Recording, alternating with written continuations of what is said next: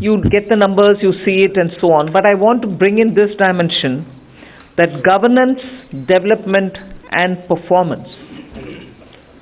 On all these three heads, I'd like to say what actually we have achieved, because that forms the backdrop.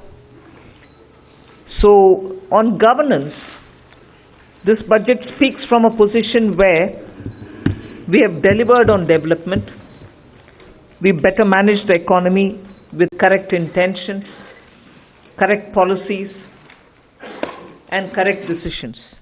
So it's a governance with care, conviction and confidence. If that stood for the GDP's G, the D stands for people living better, earning better and having high aspirations for the future. And if I move to the P, the performance, 3 consecutive years of 7% growth. Fastest growing economy in G20, all parts of the country participating in the growth. Price stability and inflation management. Handling the health and economic fallout of COVID. Build out of physical, digital and social infrastructure. DPI as a factor of production almost for formalization and financial inclusion and growth of the economy. Cleaning up the banking system, GST, one nation, one market and one tax, the IBC. So if you were to look at governments, I've listed some of them. So your GDP, as we look at governance, development and performance, I have something to say on each of these. So this budget, or vote on account, is getting presented with the GDP that we want to speak to you about, and in that the fiscal management actually is something which I would like you to spend some time even as you go through the budget, but I'll flag it here. Bringing down the fiscal deficit in spite of very challenging times as per the announced consolidation path and with transparency and prudence. So in fact, I was just remarking to my officers this morning, most of you all had already calculated the figures, RE revenue, RE expenditure, this is what it is, because every month you get the reports coming out. So you don't need to wait till the budget statement. Every month you get the accounts, and so budget process has become absolutely transparent and questionable. If there are any, you're there to question, we are here to answer. But we set in the process of keeping everything brought on budget and nothing kept aside from it or underneath it.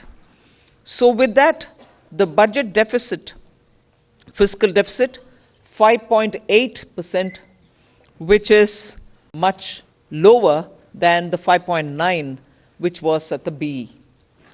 Similarly, for the 24-25 budget, we've given 5.1 as the fiscal deficit, so clearly indicating that we are on track to meet the glide path which was set in 2021-22, and that we are well on track to meet the 4.5% fiscal deficit, on or below 4.5 even by FY26.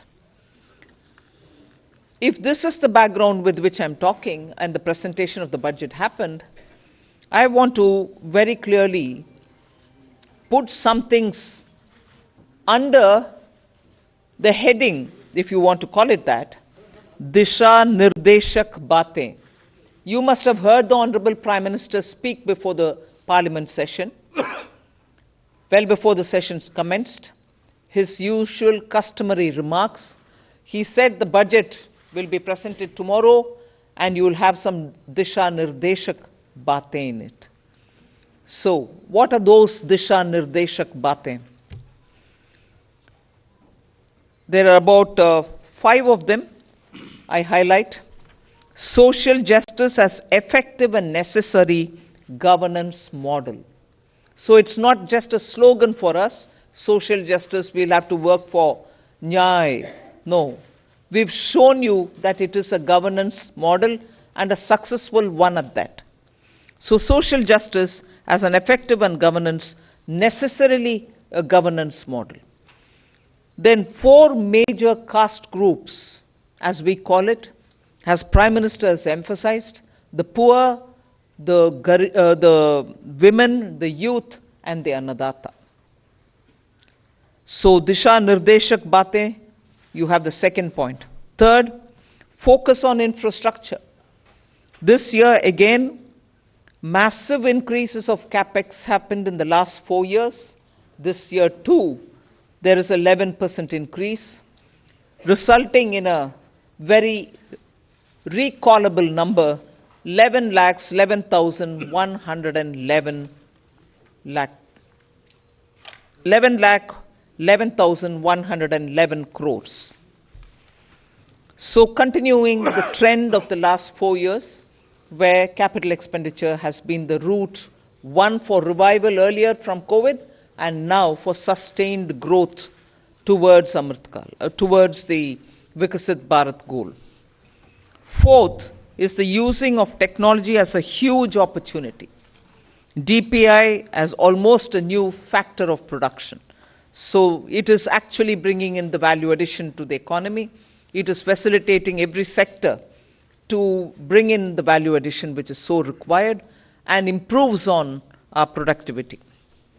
And the last Disha Nirdeshak Baatein is high-powered committee for extensive consideration of challenges arising from population growth and demographic challenges. So if these are Disha Nirdeshak Baatein, what were the major announcements? I'll recall very quickly 12 of them. I'm not spending any time except for reading out what those 12 are. 2 crore more homes under the PM Awas Yojana. We already completed nearly the 3 crore. Housing for middle class. Rooftop solar for at least 300 units of power generation every month, which will be muft bijli for the households. There will be some assistance and some kind of a funding which will be extended. So you're generating renewable energy, providing the renewable energy generators the free they would want to use, and over and above that, the surplus that they produce can be used for selling and earning money out of it. Enhancement of target for Lakpati Didi from 2 crore women to 3 crore women. Preparing and empowering the MSMEs to grow and compete globally, aligning regulatory environment for them. The sixth is making sure that the eastern region, and when I say eastern region, I'm not talking about northeast. Northeast will get the attention that they've been getting all the while. They will still continue to get it, and they will be on the top of our priority. But when I say the eastern region, I'm talking about Bihar, Jharkhand, Chhattisgarh, and Orissa, making sure that they will become the engines of growth for the new Amritkal India that we are trying to use as a bridge towards leading to Vikasit Bharat 2047. And Eastern India, I've missed out on West Bengal, please add it. Bihar, Jharkhand, Orissa, Chhattisgarh, and West Bengal. Next generation reforms will be carried on, building consensus with states and stakeholders for reform, perform, transform. 3 major corridors, which are programs for railways, for logistics efficiency, and they have been explained. The important point that I want to highlight there is to make sure for Vikasit Bharat, you just don't need to build for better passenger convenience, you need to build for better passenger convenience. You need to give them safety. You need to shorten the traveling time for them. So one of the corridor is going to give emphasis for high density routes where passengers traffic is very high. We need to bring efficiencies and better safety in those areas. But for Vikasit Bharat, Passengers need to move as they wish. But equally, materials, raw materials, building goods, cement, rare earths, minerals, we need them to move efficiently as well. So the corridor will take care of that as well. So the synergy between movement of people and movement of goods is what is being highlighted in the 3 corridors that we're talking about.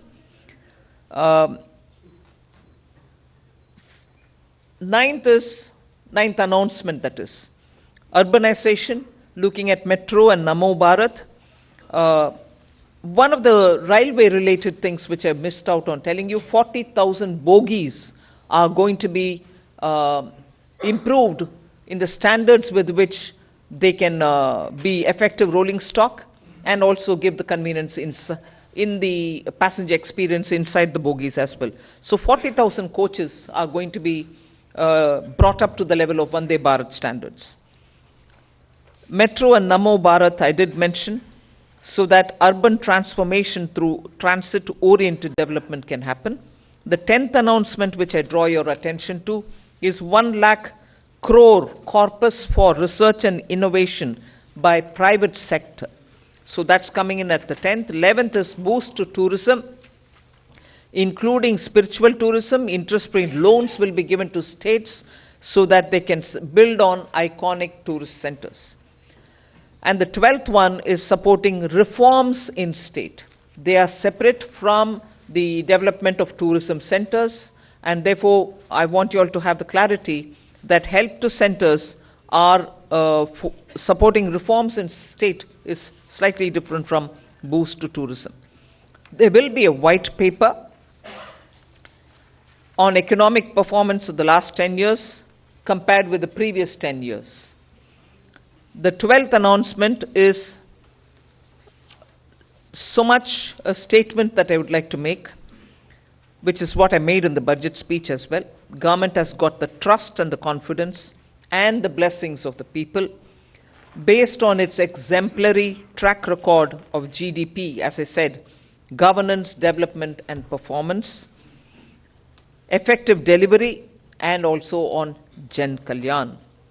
So highlighted points have been realized as goals of Viksit Bharat till now, and they are the realizable goals also continuing to be so, because what we want to underline is we govern with good intentions, true dedication and hard work in the coming years, and that's why Amrit Kal is also now called Kartavya Kal.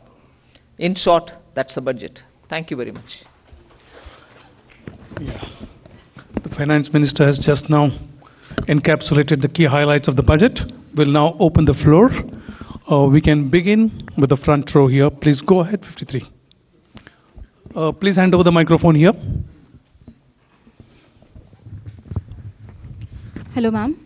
This is Priyashmita from Informist Media. Ma'am, I wanted to know about the projections in your tax collections. So tax collections are seen currently growing at about 14.4%. Your April to December data shows. However, the projections in your budget are lower than that. So a back of the envelope calculation shows that you're going to get about 55,000 above your revised estimate if the collections continues. So your estimates are conservative, would you say that? I'll certainly ask Somanathan to come in on that. Estimates are always realistic with us. So let me clarify this. If you look at page 6 of the budget, you can look at it later. I'll just explain it to you. We are projecting that gross tax revenue. Now this gross tax revenue in this sheet is net of refunds.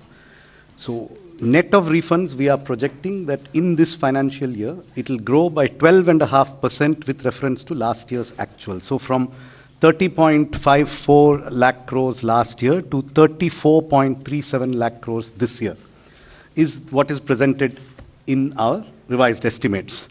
However, the sharing of taxes with the states is different for different taxes. Not all taxes are shareable in the same ratios. what has happened this year, if you look at the number, and they are given on page 6, union excise duties have actually shrunk. They have not increased. Most other taxes have grown at, as you say, 14%, etc. Union excise duties have grown minus 5%. That reduction is almost entirely on the account of the center.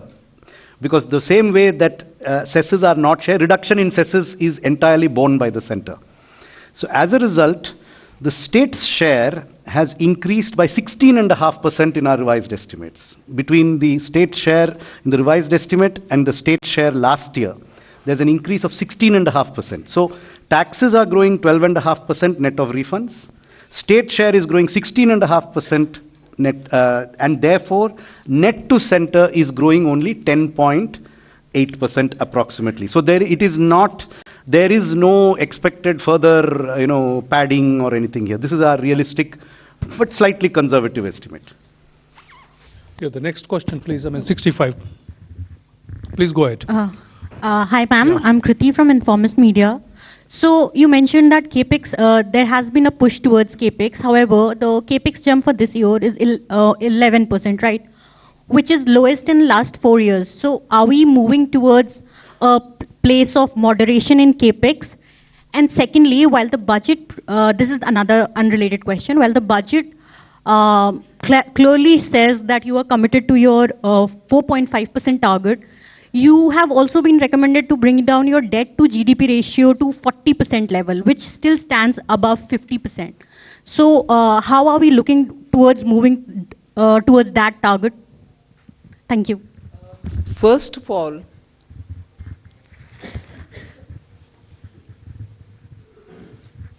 I'm on the second, your second bit was on the debt to GDP. What was your first one on?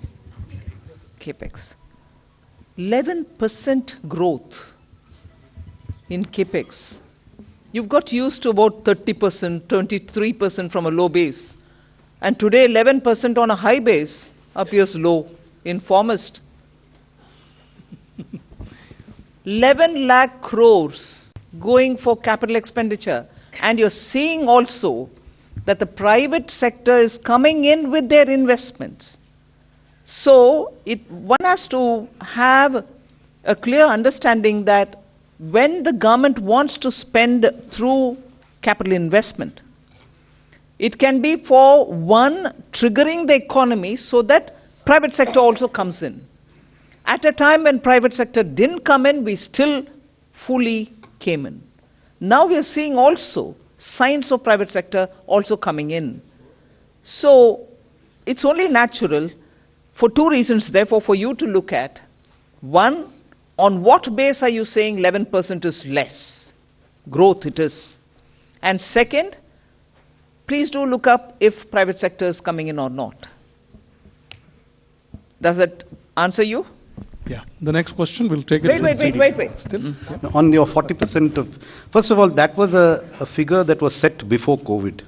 Its relevance today is something that has to be looked at completely afresh. And in fact, in 21-22, the Finance Minister had set out a particular fiscal consolidation glide path, which is the post-COVID glide path. I would only point out that today India's debt to GDP ratio is one of the lowest in the G20 apart from other countries. So we have to look at things in today's context, not based on a historical relic of a report which was prepared long ago before COVID happened. Yeah. And again, our external debt also is something which you should notice is never been high, not high even now. Yeah, second row, I would request you to confine to one question, please, because there are many questions coming up. Yeah, thank you very much. Please go ahead.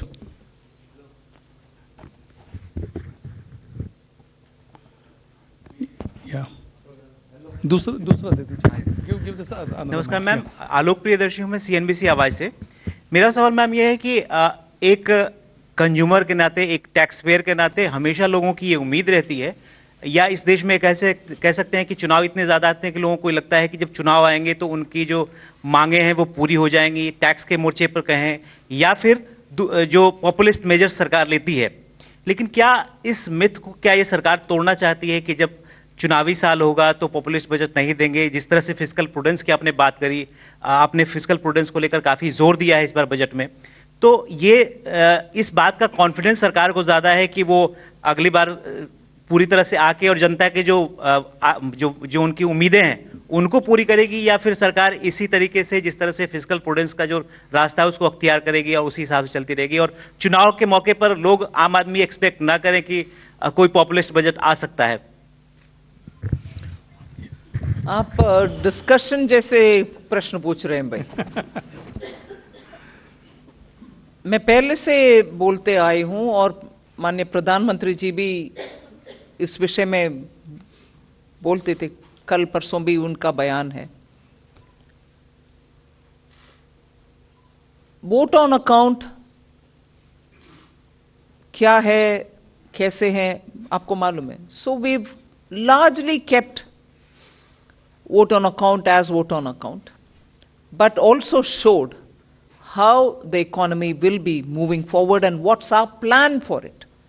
Who are we going to aim at when in July, when we come back to present a budget? Who are the sections who will be addressed? What are the kind of investments we'll make? However, very clearly showing that on capital expenditure, we are showing an increasing growth. More money is being put in for that, for innovation, and so on. So announcements भी है, ये नहीं है कि vote on account है इसमें कुछ और नहीं है। announcements है, दिशा निर्देशक बातें भी है। So vote on account and interim budget को कैसे, किस हद तक उपयोग कर सकते हैं, और वो भी कॉन्फिडेंस सरकार, उस हद तक हमने यूज ही किया है। Yeah, Z Business, and after that you hand over the microphone to your right. Yeah.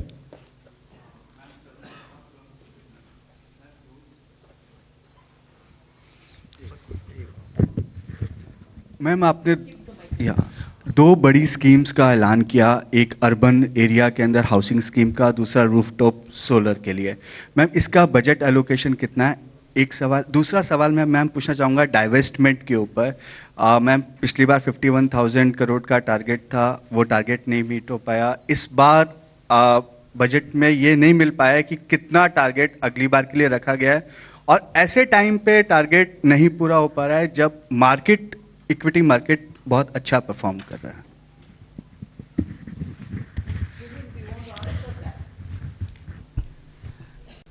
पहली बात तो मैं ये स्पष्ट करना चाहूँगा कि जो डिसइन्वेस्टमेंट है उसमें हम वैल्यू लॉकिंग का प्रिंसिपल लाते हैं। आपको एक मैं छोटा सा उदाहरण देता हूँ।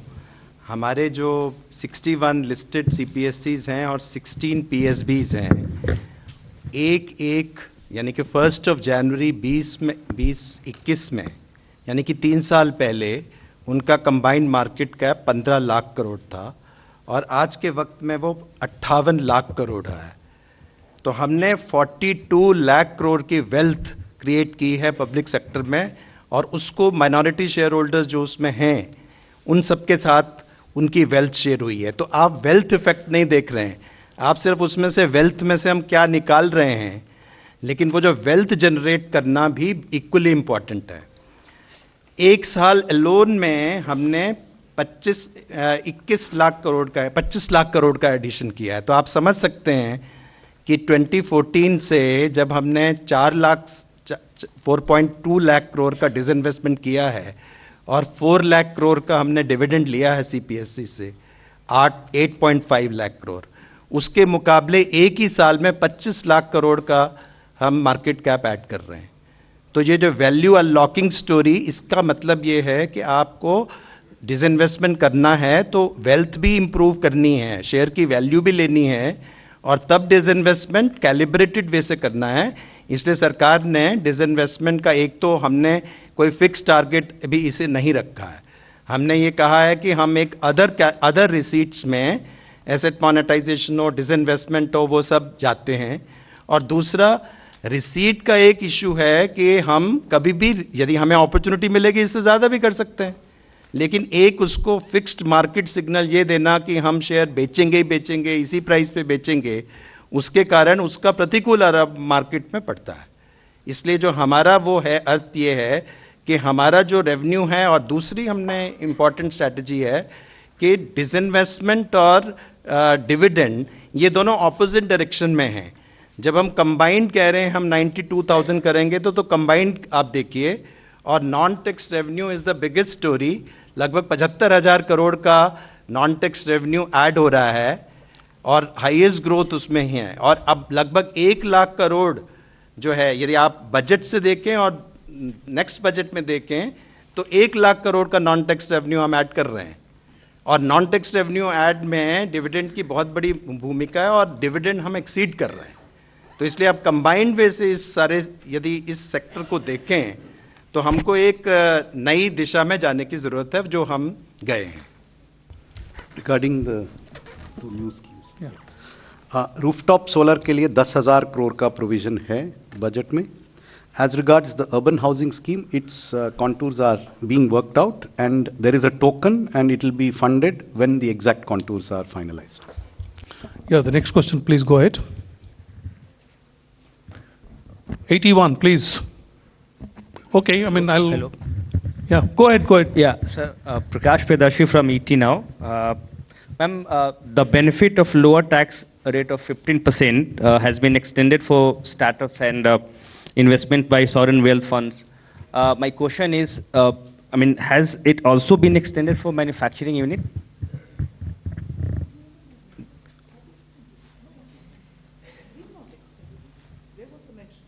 No, I'm asking, I'm seeking clarity.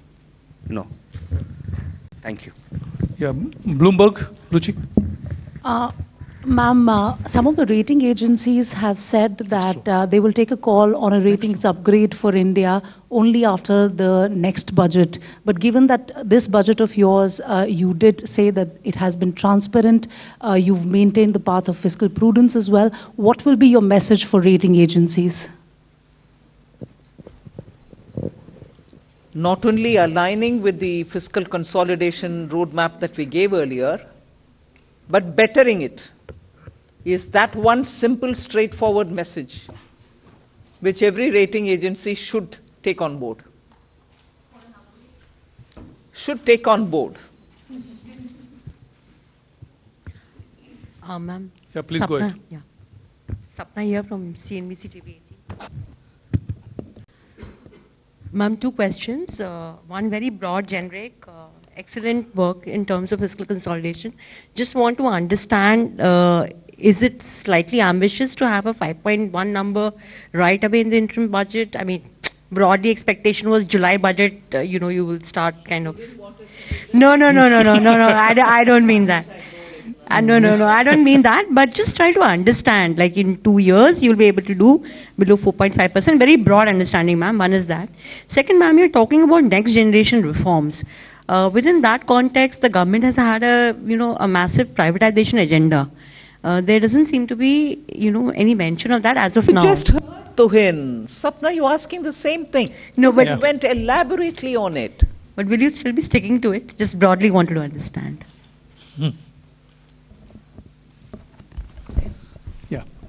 Yeah, please go ahead. Yeah.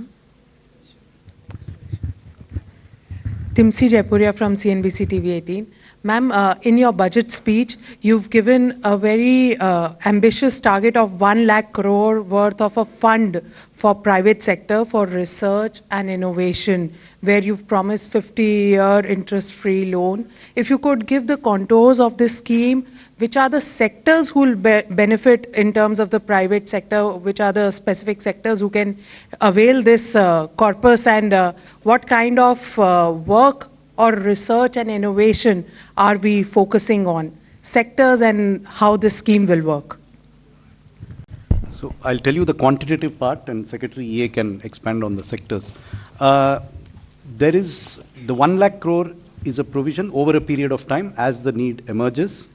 This will be provided as a 50-year interest-free loan to a financial institution which will be identified, which will be within the government ambit of financial institutions, who will then finance or refinance projects at long tenors and at concessional rates of interest.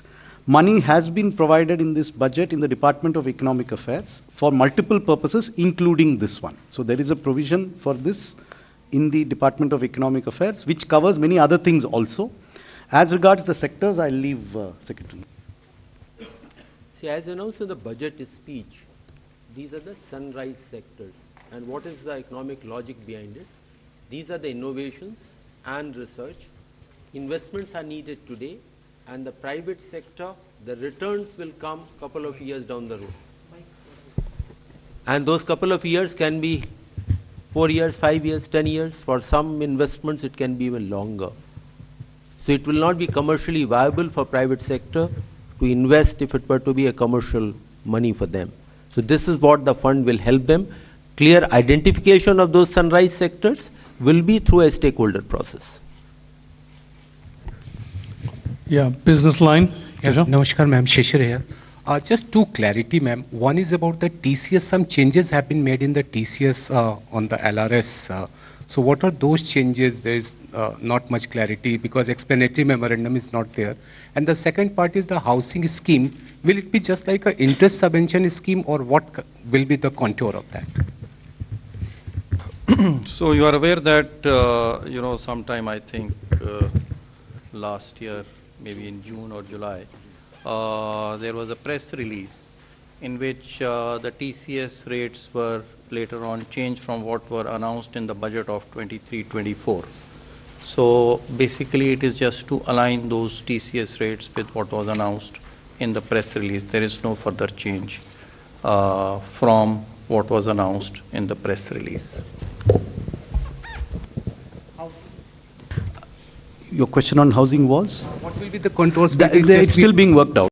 Interest subvention will there? It could be one of the features of the scheme, but nothing has been finalized yet. It's under discussion between Department of Financial Services, Ministry of Housing and Urban Affairs. Multiple options are being considered on how to achieve the purpose that has been set out. Hello, ma'am. Ruchika Chitravanshi from Business Standard. One question was regarding the relating to the announcement you made about the withdrawal of demand for outstanding tax. What will be the cost to Exchequer for the tax that will be foregone? And second, a small clarification: the 75,000 crore 50-year loan that is linked to the milestone reforms. Yeah, is that in addition to the 1.3, or is it part of it? So all of you would be aware, that there are a large number of small demands that are pending with respect to income tax, wealth tax, gift tax. They number in all about 2.68 crore such demands. The total amount, of course, is very high, which is 35 lakh crore of outstanding demand. A lot of it is in litigation. But many of these demands, about 2.1 crore, in fact, 2.1 crore out of 2.68 lakh demands are valued less than 25,000 rupees. Now, many of these demands are very, very old, dating from 1962, when Income Tax Act was enacted, and right now till very recently till today. So this has been causing a lot of hindrance, especially for the taxpayers, because these demands are very old. Many of them are unreconciled because of systemic issues. We shifted, our CPC, all the tax records, centralized them in 2010-11 year. And so that's why a cutoff has been taken at 10-11, because previously the demands were decentralized. And so we are unable to, verify many of them, causing disruption and hindrance in payment of refunds. So out of this 2.1 crore demands, which are less than 25,000 rupees, about 58 lakh demand entries for the period pertaining to financial year 9-10. And then from 10-11, these are less than 25,000, as already announced by the Honorable Finance Minister, and another 53 lakh entries pertaining to the remaining 5 years from 10-11 to 14-15.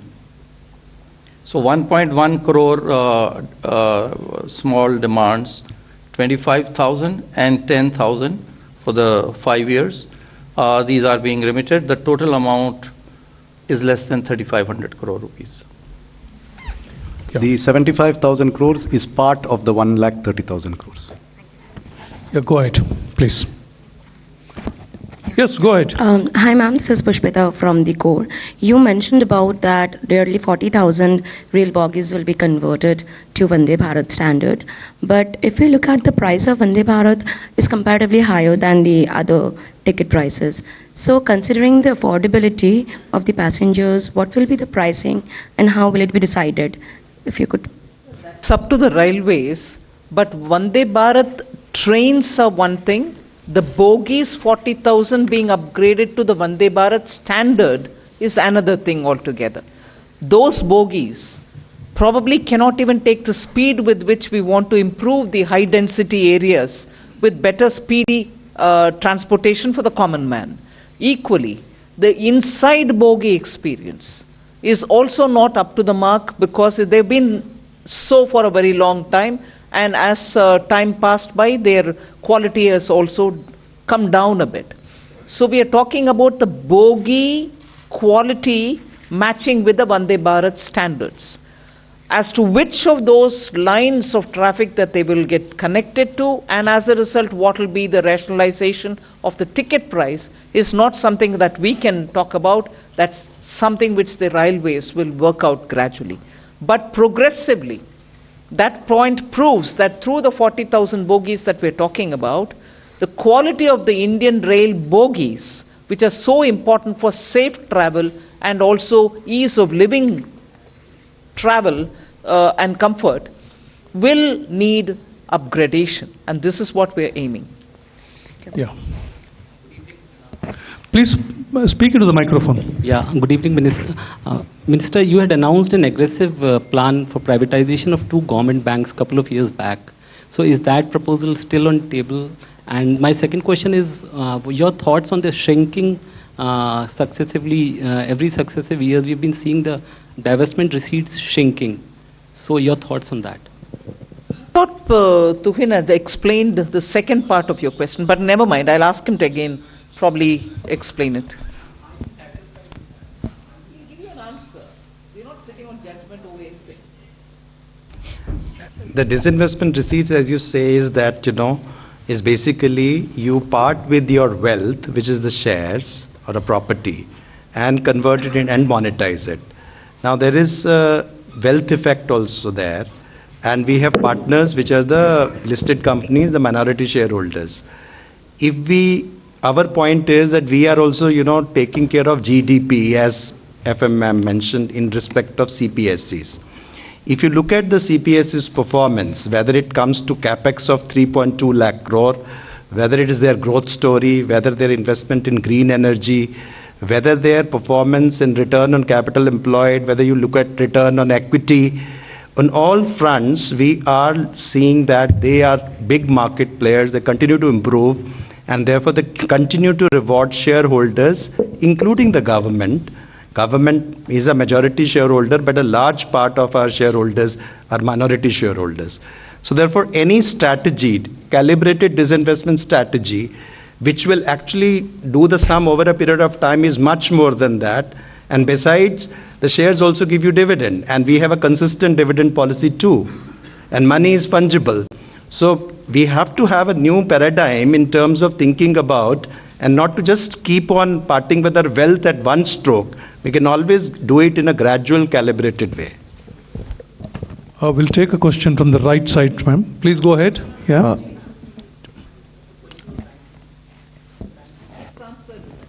Yeah. Ma'am, I have a question on this committee on demographic change challenges. Ma'am, what would be the mandate? What are the areas it would look at? Will it be urbanization? Will it also include issues around, this whole issue about constituencies, political constituencies, given that the northern states have grown faster? Also, 2 clarifications. One is on the 70,000 crore with DEA. For new schemes, what kind of schemes apart from solar rooftop are budgeted for?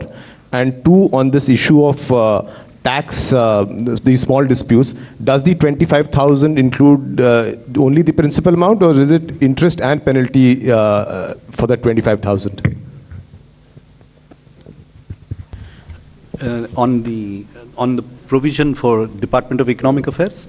This has two components. There are certain specific announcements that have been made, and those are provided for. In addition, there is a large increase in our capital expenditure budget. We have, as was done in the year 2022-23, we have kept this in the Department of Economic Affairs to be allocated to whichever department requires it at the pace that it's able to absorb, so that we have flexibility to allocate it to whichever department is able to absorb it fastest, whether it's railways, highways, telecom. We have all of them, and they are all essentially eligible to take this money when the requirement arises, so that we have flexibility to optimize its utilization. Hello, ma'am. As to your, let me answer the second part. As to your question as to whether the 25,000 rupees amount which is remitted being withdrawn, till the year 9-10, and 10,000 being remitted from 10-11 to 14-15. Let me clarify that this is the amount of demand which is mentioned in our books. And so when this demand is actually entered, then it will include even the interest till the point when the demand was actually assessed and entered. So it includes the interest till that period, that point of time. And any interest which accrues later on is also withdrawn. Yeah, the front row, left side, please. Hello, ma'am. Ma'am.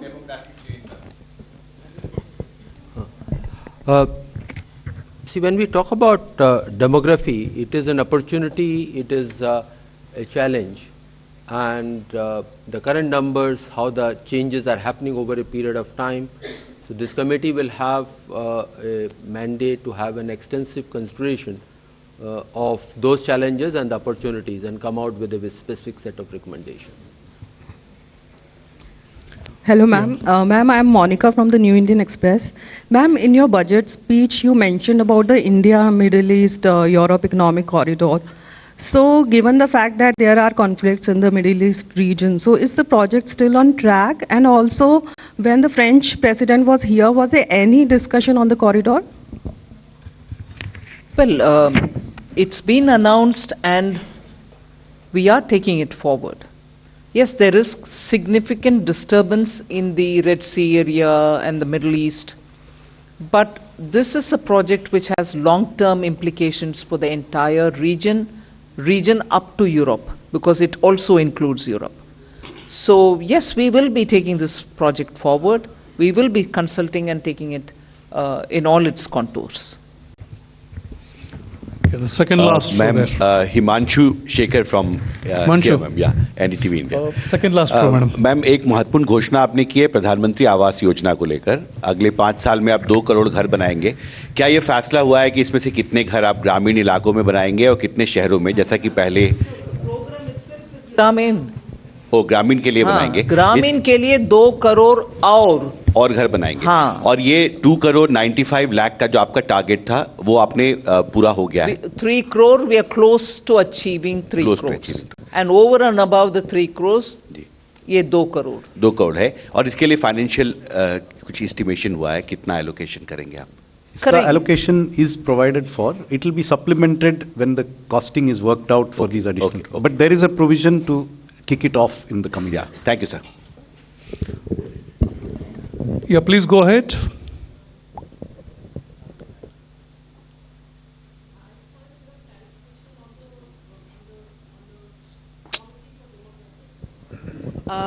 You mentioned the mandate, which I think we wanted a bit more clarity on that. Is it going to be something similar to the population control bill that has been spoken about in the past, or is it going to have a different mandate? We just needed say the budget speech says, and I'm already responded to that. Wait for the terms of reference to come out, and then you will get to know the exact details. But overall approach is, it is a huge opportunity, but there are challenges. Both have to be taken note of, and appropriate responses to be taken. So that's really that broad idea I can share with you, and terms of reference will come out in due course. Yeah, please go ahead. Good evening, ma'am. This is Parth Singh from Outlook Business.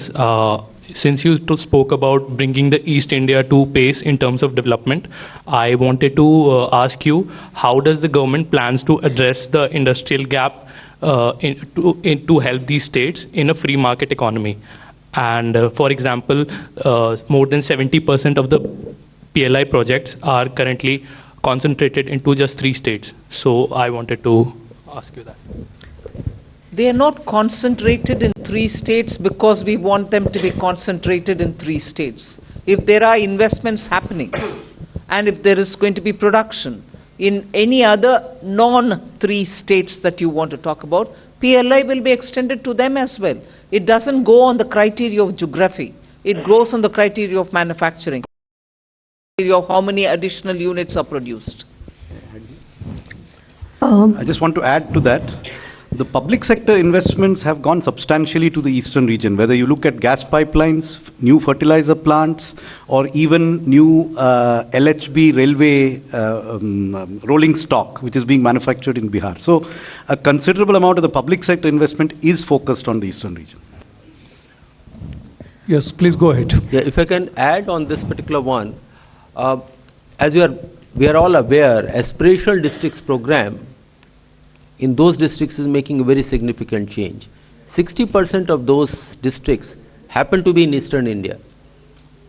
And when the people are better educated, etc., then more economic opportunities get generated there because skilled manpower is available in those areas. So we'll see over a period of time, and that is what the government will also be providing appropriate support. Ma'am, this is Nivedita Mukherjee from the Sunday Garden. This is with regard to the National Monetization Pipeline that was launched in August 9, 2021. And with regard to your focus on infra in this budget, do we see also that going forward, and what has been the progress? Ma'am, these are 2 different things. A very large part of infra assets are held by those infra agencies or the public sector undertakings. So as they embark upon their more capital investment, they also monetize some of their assets and plow it back. Some of the assets are owned by the government, so those monetization proceeds come to the government. So that one is going on, and that periodically those numbers come out, and if I recall, next year is also a very ambitious number for monetization. But everything doesn't come to the government there. Ma'am, I have a question. Actually, could you please elaborate? Identify yourself, then ask a question. I am Bani Kinkar Patnaik from the Economic Times.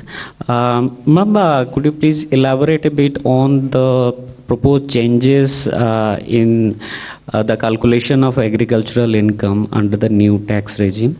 And ma'am, on the 75,000 crore loan. Say under the new tax regime, income from agriculture? Yes. Huh? I mean, some reports I saw, ma'am, that's why I'm not here to answer some reports. We'll go ahead.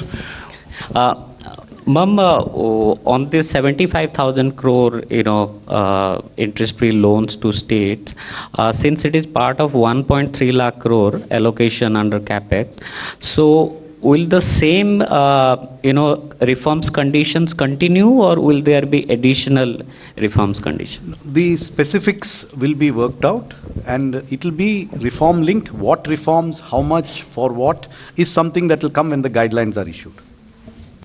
Yeah, please go ahead. Yeah. Hi, ma'am. This is Vikas from The Hindu. In last year's finance bill debate, during the debate, you had announced the formation of a new committee to review the national pension system benefits to central government employees. And there was an expectation that, by 6 months or so, we might have some outcomes that you could consider. So can we expect that anytime soon, or do you think that might be left for the full budget now? One. And secondly, you've committed your government to, taking forward the next generation reforms. I want to get some sense of what are our priority areas there. And lastly, sorry to take a stab at it again, but this population growth committee that we're looking at, is it likely to happen after the census, because we've not had a census for a while? And as per the National Family Health Survey 2020 numbers that we have, our total fertility rate is already below the replacement rate, around 2. So is there some way that we're looking at keeping our population stable at a certain level or to reduce it over a broader period? You may want to help me by saying question number 1, question number 2. I'll go on answering. You seem to have asked me about 5 different questions, right? Please go ahead. What was your first? Sorry. NPSOP. NPS was first. Once we are ready with the report, we'll let you know. There is I don't think there was a time given. We said at the earliest they will give the report. Yeah, so that stays there. What's the second? Second was, ma'am, some sense of the priority areas for next generation reforms. Ajay, you want to add in there? See, you would have noticed that a particular section and extensively covered that what will be the broad strategies for the next several years, getting into those. So those are the indications that can be the broad area for the reforms, the next generation of reforms. But that's not an exhaustive list, but the broad sense you can get it from there. Yeah. And the third was, ma'am, the population bit. The third was the population bit, ma'am. Yeah, I think, please confine to one question because, many questions are still there. Please go ahead. Yeah. Good evening, ma'am. Janani from NDTV Profit. Ma'am, I would like to get some perspective on some of the scheme outlays. One being the capex infusion to OMCs. In FY24 budget, there was 30,000 for retrofitting, petroleum retrofitting for OMCs. This, in the revised estimate, it was said that 15,000 only would be allotted ahead of the budget, but later we are seeing that the same 15,000 amount is there for FY25. Just want to understand if the same has been deferred. And also on the fertilizer subsidy, comparatively it's lesser, so the reason or reasons behind that math. On the oil marketing company public investment, the requirements were reassessed and it's also been deferred to next financial year.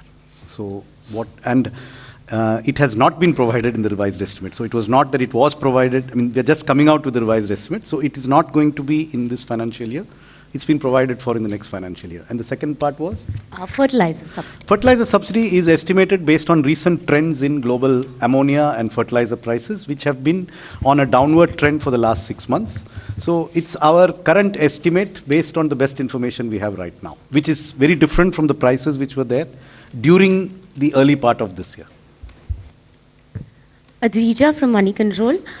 You have assumed a nominal GDP of 10.5 for the budget. So that would, just wanted to know the division between the real GDP growth and the deflator. Also, the tax collection growth is seen at 11.5, if I'm not wrong. So there seems to be a more significant gap between the two, which we've seen a trend in the past. One more clarity, I'm sorry for adding. This is with regard to a mention that the average real income of people have increased by 50% with moderate inflation, mentioned in the speech. Just want to clarify, is this linked to investment rate or per capita income? Thank you. Answer. Again, you have to help me out and you ask 2-3 questions. So again, for the budget purposes, it is the nominal GDP which is relevant. That's how the fiscal deficit and other deficit numbers are done. So that estimate is 10.5%.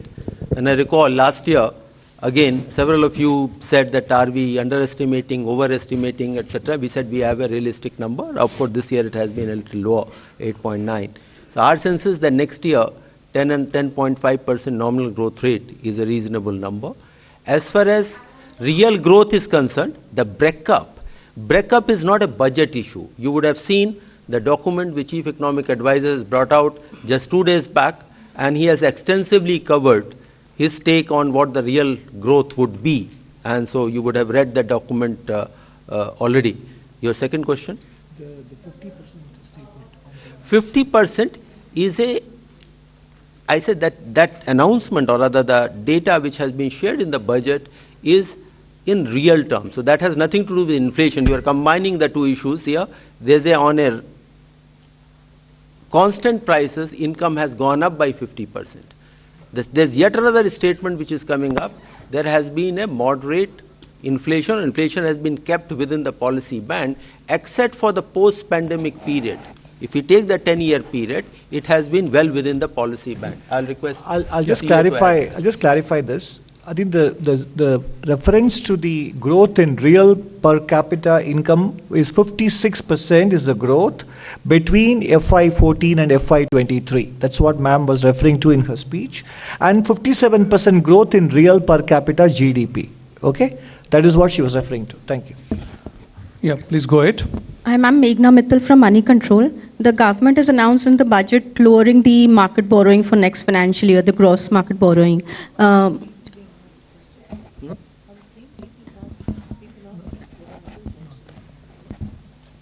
So I just wanted to understand what gives the confidence to the government that they'll be able to lower the market borrowing amid the global challenges and the capex increase that has been announced. So I think the confidence comes from the numbers that are presented. So if the revenue numbers are realistic, if the expenditure numbers are realistic, then the deficit number is realistic. That deficit number is then broken up into sources of financing. And we have taken a 10.5% nominal growth rate, 11.5% revenue growth rate, which is buoyancy of less than 1.1. This year we have achieved 12 plus with a nominal growth of 8.9. So I think a very decent, very conservative buoyancy has been assumed. In addition, the expenditure numbers are realistic. We have provided for everything. Therefore, the deficit numbers are achievable. And the borrowing breakdown is given here in terms of how much is market, how much is small savings. Small savings, we have shown a declining trend in resources from small savings. We have shown a declining trend in external debt, and that is reflected in these borrowing numbers. So these are very realistic borrowing numbers. On the gross borrowing coming down, next year, some of the repayments of loans taken will not be happening from the consolidated fund. They are repayments of the GST back-to-back loans. So they don't necessarily lead to new gross borrowing. So there is a slight recalibration between the growth of the net, in fact not the growth, the decline in the net borrowing is gentle, the decline in the gross borrowing is steeper. But there is a reason for it. So it's very realistic. Good evening. Supplement this answer, and your answer to your question lies in what the Finance Minister committed 3 years back, consolidation path, fiscal consolidation path. Now, when the GDP is growing, but fiscal deficit is being brought down, and coming down now to 5.1%, even with a higher GDP number. Borrowings are lower, and with that path, it is expected to be lower as well. Good evening, ma'am. From the middle row. Good evening, ma'am. This is Sanjay Agarwal. I first like to congratulate the entire... I'm Sanjay Agarwal. I work for PN News, ma'am. It's a newspaper. This is a newspaper, ma'am. What news? It's PN News. It's a newspaper. It's a bilingual, ma'am. Yeah. So PN News. How do you spell it? It's P for press, N for nation. PN. Yeah. So first like to congratulate you. You've made history by presenting the 6th consecutive budget. My question has already been taken by another friend. I want to know that you're talking about income tax demands, as Sir explained, Sanjay, that there have been about, the borrowings is 14.13 lakh crores. And this, your effect is 3.8 CR. So wouldn't it affect? And wouldn't be like in the future, there are a lot of quotes, he said that's going to be, people are going to say, okay, waive off our demands. Is this not going to set a wrong, means, I don't know, what should I call it, ma'am? See, as I mentioned to you, this should not be seen as a waiver. Because, as I mentioned, in the year 10-11, we shifted our records which were previously maintained at zonal levels or state levels, and which were mostly paper records, or if they were computerized, then they were held in computers locally. There was no central record. So in the year 10-11, we shifted this centrally to our central processing center now in Bangalore. Lot of those demands which are over there, they have actually been paid for by the taxpayers. Because when we reach out to them and we tell them, this is a demand, this is a small demand, of course, but they say, well, we have already paid it. But the records were not with us because they were all decentralized. And so mostly these demands are actually not existing. They are existing on paper, but they are not actual demands. They are mostly fictitious, and they are not going to yield any revenue. Some of them, of course, are very, very small, 1 rupee, 2 rupee, less than 10 rupees. So it's not a waiver. That's why Honorable FM in her speech has not called it a waiver. It's just a withdrawal, it's just a correction of entries. Ma'am, shall we conclude, or would you like to take 1 or 2 questions more? No, just those who had shown their... Yes. We go to the middle row. Yeah. Yeah. No supplementaries. And now please confine to 1 question now, all of you, the 3 of you. Good afternoon, ma'am. Congratulations to you and everybody. Karishma this side from Business.The. Ma'am, if you look at the Manrega allocation, if you see the trend for the last few years, whatever has been budgeted, usually the revised allocation goes, of course, slightly a bit more.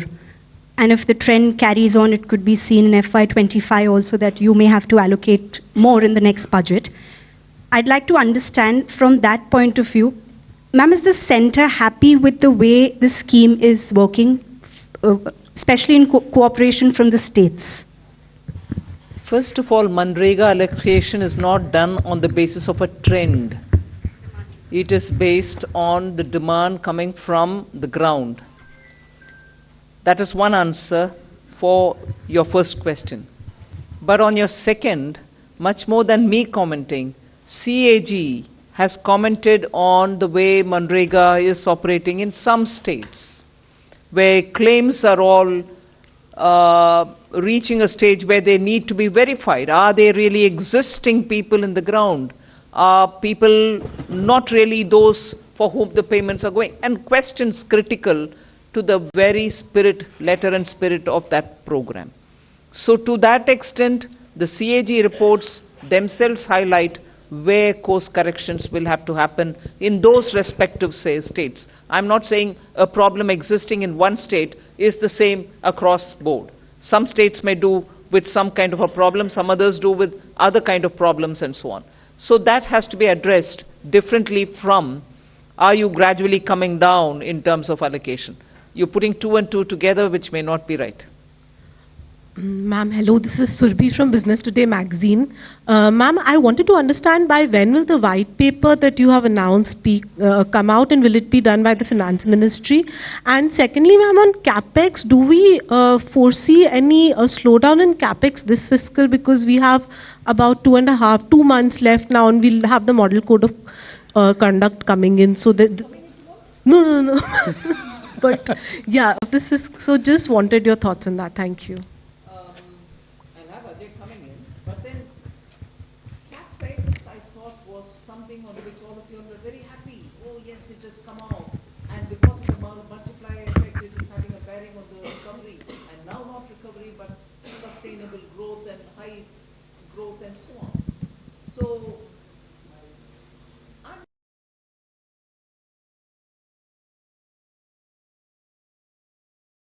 क्या कह रहे हो? सही में? हाँ भाई, आपने बिल्कुल सही सुना है। बैंक ऑफ महाराष्ट्र ने अपने होम लोन पर ब्याज दर घटाकर अब कर दिया है केवल 8.35%, वो भी 0 प्रोसेसिंग फी पर। तो तुरंत लाभ उठाने के लिए विजिट कीजिए bankofmaharashtra.in पर। एक परिवार, एक bank, bank of Maharashtra. Bharat high star stuff, save more, serve more. क्या कह रहे हो? सही में? हाँ भाई, आपने बिल्कुल सुना है। बैंक ऑफ महाराष्ट्र ने अपने होम लोन पर ब्याज दर घटाकर अब कर दिया है केवल 8.35%, वो भी 0 प्रोसेसिंग फी पर। तो तुरंत लाभ उठाने के लिए विजिट कीजिए bankofmaharashtra.in पर। एक परिवार, एक bank, bank of Maharashtra. Bharat high star stuff,